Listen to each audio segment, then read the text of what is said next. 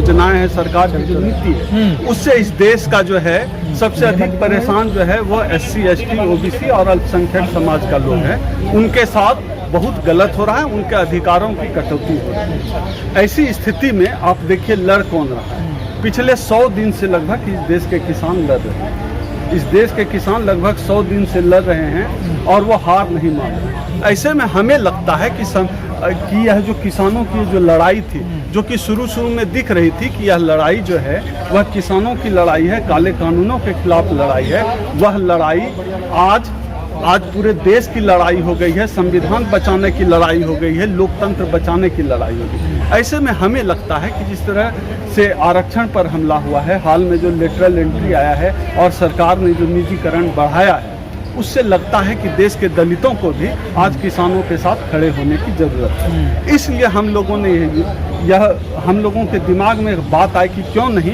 किसानों के साथ इस देश के दलितों को खड़ा किया जाए। तो क्या जो किसानों के समर्थन में आज आप लोगों ने दलित पंचायत करी, क्या तो उसको मजबूती मिलेगी किसानों को? बिल्कुल मजबूती मिलेगी। आप देखिए हजारों लोग आज दिल्ली के कॉन्स्टिट्यूशन क्लब में देश के अलग अलग हिस्से से आए हैं, अलग अलग संगठनों से जुड़े लोग हैं, अलग अलग राजनीतिक दलों से जुड़े लोग हैं और ये आज इस दलित पंचायत में आए हैं। जाहिर सी बात है ये तमाम लोग आज जो है इस दलित पंचायत को न केवल मजबूती दिए बल्कि पूरे देश में ये लोग इस दलित पंचायत का मैसेज लेकर जाएंगे और दलित किसान एकता मजबूत है, यह हमारा मानना है। तो क्या लग रहा है सर, कुछ लोग कह रहे हैं कि दलित तो किसान है ही नहीं, उनका क्या मतलब है इससे? मैंने जैसा कि पहले ही कहा कि यह जो लड़ाई है वह किसानों की लड़ाई है ही नहीं, अब यह लड़ाई संविधान और लोकतंत्र बचाने की लड़ाई हो गई। इसलिए इस देश का दलित, हर अम्बेडकरवादी, चूंकि संविधान भी खतरे में है तो इसलिए हर अम्बेडकरवादी, हर दलित, हर आदिवासी, हर पिछड़ा इस आंदोलन के साथ खड़ा है और तब तक खड़ा रहेगा जब तक यह लड़ाई जीत नहीं ली जाए। जिन लोगों के साथ आप खड़े हुए हैं, क्या अगर आपका कोई आंदोलन ऐसा था क्या वो लोग आपके साथ खड़े होंगे? बिल्कुल, ये उम्मीद है आपको? आज तो हम साथ खड़े हैं। हमारे बीच कई किसान नेता आए हुए हैं, देश के अलग अलग हिस्से से किसान नेता आए हुए हैं। महत्वपूर्ण किसान नेता गुरनाम सिंह चढ़ूनी आए हुए हैं। जाहिर सी बात है वो हमारे साथ। लेकिन 28 तारीख से पहले लोगों को किसी का समर्थन नहीं चाहिए। आज का जो मुद्दा है हमारा, आज के मुद्दे में लेटरल एंट्री भी एक मुद्दा है। लेटरल एंट्री एक महत्वपूर्ण मुद्दा है आज के इस कार्यक्रम में। तो वो हम उनके साथ हैं, वो हमारे साथ हैं, दलित किसान के साथ है, किसान दलित के साथ है। इसी संदेश के साथ आज हम यह कार्यक्रम कर रहे हैं। लेकिन 28 तारीख से पहले किसानों को किसी का समर्थन नहीं चाहिए। अब किसानों को समर्थन मिलना न मिलना उनकी अपनी जगह पे है, लेकिन आज जो यह देश बचाने की लड़ाई है इससे कोई खाली नहीं है। हर आदमी को चाहिए, हर देशवासी को चाहिए कि इस लड़ाई के साथ खड़ा हो जाए। इसीलिए अपनी जिम्मेदारी निभाते हुए हम इस लड़ाई के साथ। लेकिन आंदोलन तो 3 महीने से ज्यादा किसान चलते हुए, आप भी लगातार उस आंदोलन में जा रहे हैं, लेकिन आपको लगता है कि सरकार को कोई फर्क पड़ेगा? असल में जितनी भी तानाशाह सरकार हुई है, चाहे हिटलर हो, मुसोलिनी हो, हर सरकार का यही रवैया रहा है कि किसी भी तरह से जनता की आवाज़ को दबा दिया जाए। यह सरकार भी यही कर रही है और ये पूरी दुनिया का फासिस्ट स्ट्रक्चर ही यही कि उसकी आवाज़ को दबा दिया जाए। लेकिन ऐसा हुआ नहीं है। जब हिटलर सत्ता में था तो उसको लगता था कि यह जो है हिटलर की सत्ता कभी जाएगी ही, लेकिन हिटलर किस तरह मरा है सब लोगों ने देखा। वैसे ही इस देश में अभी फासिज्म अपने जोर पर है। सरकार को लगता है कि वह इम्पेरर है, वह शासक है, वह राजा हैं, बाकी लोग प्रजा हैं और निजीकरण कर रहे हैं, जैसे कि अपने बाप की रियासत और रियायत बेच रहे हैं। तो यह नहीं चलने वाला है। पूरी दुनिया का इतिहास गवाह है कि आज तक ऐसा चला नहीं है, तो यह आगे भी नहीं चलने वाला है। लेकिन अब तो बातचीत के भी रास्ते बंद, बातचीत भी नहीं हो रही है, तो कैसे बढ़ा जाएगा? सरकार बातचीत कहाँ कर रही थी? सरकार तो बातचीत करने का नाटक कर रही थी।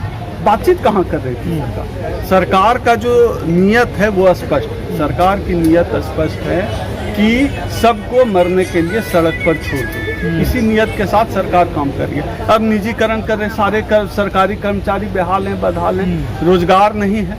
आज मोदी जी मन की बात करने की कोशिश कर रहे हैं रेडियो पर, तो ट्विटर पर ट्रेंड कर रहा है जॉब की बात, रोजगार की बात। मोदी रोजगार तो वर्ल्ड ट्रेंड कर जाता है। जाहिर सी बात है कि सरकार को सब पता है, लेकिन उनको इस बात का कोई असर होना भी नहीं है, क्योंकि उनको एक ईवीएम का भी सहारा है। उनको ईवीएम पर विश्वास है। जनता से इस सरकार को कोई लेना देना। पंजाब में तो हार गए ना, ईवीएम कहाँ रही पंजाब? ये इस सरकार की स्ट्रेटजी है कि कुछ जगह हार जाओ अब बाकी जगह अपना परचम लहराते रहो। ईवीएम हमेशा संदेह के घेरे में।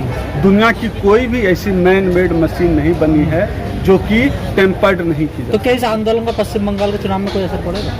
पढ़ना तो चाहिए, क्योंकि अगर ये ईवीएम की बेईमानी नहीं करें तो जीरो पर स्वीप हो जाएंगे पूरे देश में। लेकिन सर्वे दिखा रहा है कि ममता बनर्जी जीत रही है वहाँ पर। अब ममता बनर्जी जीतना हारना वो अपनी जगह है, उससे ईवीएम पर संदेह कम नहीं होने वाला। मैंने तो पहले ही आपको कहा कि कुछ स्टेट को ये हार जीत वो करते हैं बीच बीच में, ताकि ईवीएम पर लोगों का थोड़ा बहुत विश्वास बना रहे, ताकि यह कह सकें कि देखो वहाँ तो हम हार गए।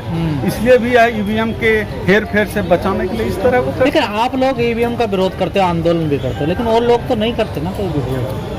अब देखिए, राजनीतिक दलों का काम है राजनीति करना, और सामाजिक जो संगठन है वो अपना काम करते हैं। आज की स्थिति में जो है आप देखिए कि तमाम सामाजिक संगठन, जितने भी सामाजिक संगठन हैं, एक्टिविस्ट हैं, सारे लोग तो लड़ रहे हैं, सारे लोग लड़ रहे हैं। लेकिन मुकम्मल लड़ाई जो है संसद से लड़ी जानी है, संसद में लड़ी जानी है, क्योंकि जो देश का जो ढांचा है वो डेमोक्रेटिक जो है संसदीय लोकतंत्र है देश में। तो संसदीय लोकतंत्र में सब कुछ संसद तय करती है। तो आज संसद पे एक खास समुदाय का, एक खास तबके का वर्चस्व हो गया है, इस वजह से वो तय कर रहे हैं। संसद गौन हो गई है, लोकतंत्र गौन हो गया है। लेकिन सर एक आखिरी सवाल लगेगा, आज आप किसान को समर्थन कर रहा है पूरा दलित समाज, जो आपने यहाँ पर दलित पंचायत लगाई, लेकिन एक दिन वो भी था जब किसान कह रहे गाजीपुर बॉर्डर पर कुछ दलित लोग गए थे, उनका समर्थन किया, हमें आपका समर्थन नहीं चाहिए, और पुलिस ने उन्हें पीट कर भगाया भी था। देखिए, कभी कभी गलत फहमियाँ हो जाती हैं, लेकिन समय के साथ गलत फहमियों को दूर कर लेना चाहिए, और गलत फहमियों को दूर करके ही आप एक बड़ी लड़ाई लड़ सकते हैं। आज देश और संविधान जब खतरे में है तो आपसी लड़ाई को तो भूलना पड़ेगा, आपस के भेदभाव को कम करना पड़ेगा,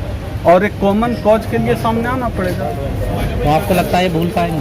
बिल्कुल भूल, तभी तो आज किसान नेता आए हुए हैं। आज किसान नेता जो यहाँ गुरनाम सिंह चढ़ूनी जो सबसे बड़ा नाम है किसान नेता, वो तो आए हुए हैं। जाहिर सी बात वो भूल गए, वो जय भीम का नारा लगा रहे हैं। किसान नेता कह रहे हैं कि दलितों के घर में छोटू राम की तस्वीर और किसानों के घर में अम्बेडकर की तस्वीर। मजबूरी तो नहीं है आना? हाँ, मजबूरी नहीं है, ये मजबूरी तो सबकी है।